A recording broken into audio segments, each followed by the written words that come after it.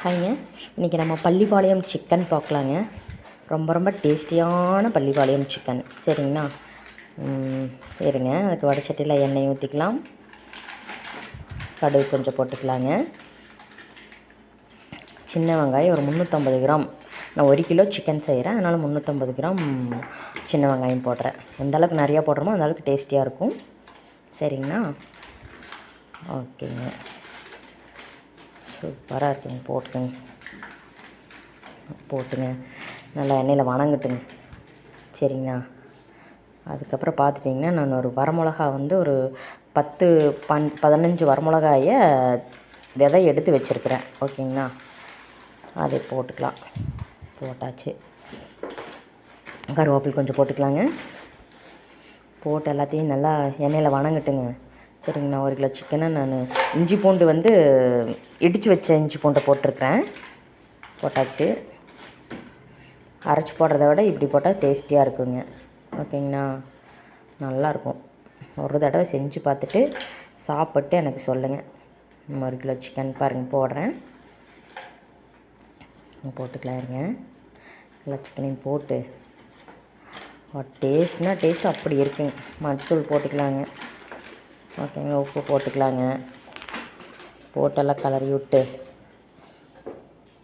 இந்த மாதிரி கிளறிக்கலாங்க. சரிங்களா? தண்ணி அதே விடும்.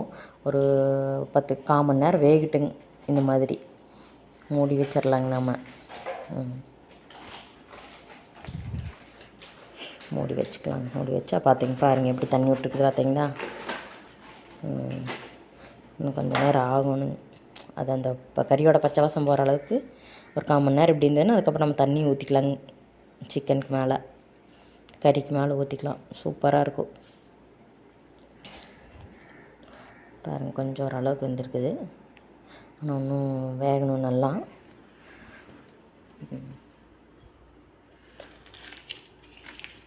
பார்க்குறக்கே அருமையாக இருக்குது. சூப்பராக இருக்குங்க. தண்ணி ஊற்றிக்கலாம். சரிங்களா? இந்த மாதிரி கறிக்கு மேலே தண்ணி இருக்கணும். நம்ம பாருங்கள், மூடி வச்சுக்கலாம். நம்ம நல்லா இந்த அளவுக்கு தண்ணி ஊற்றணும்னா தான் கொஞ்சம் நல்லா வேகும். ஏன்னா நம்ம குக்கரில் வைக்கிறதில்ல, மூடி வச்சுக்கலாம். வடச்சட்டிலே வேகிறதுனால ரொம்ப நேரம் வேகும். நாட்டுக்கோழிங்கிறதுனாலங்க.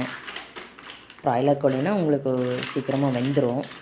தேங்காய் போட்டுக்கலாங்க. நான் 1 மூடி தேங்காயை கீறி வச்சுருக்கேன். இந்த மாதிரி கட் பண்ணி வச்சுருக்கிறேன். தேங்காய் போட்டுக்கலாம். போட்டு கலரிக்கலாங்க. அடாடாடாடா, அருமையாக இருக்குது. பார்க்கறக்கே நல்லா இருக்குது. இன்னும் கொஞ்சம் நேரம் வேகணுங்க. அந்த தண்ணியெல்லாம் கொஞ்சம் நல்லா சுண்டணுங்க.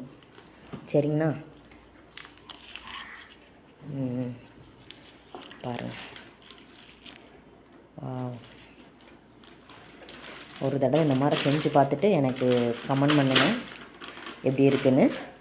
கொத்தமல்லி தழை போட்டுக்கலாங்க. ஃபினிஷிங்கில்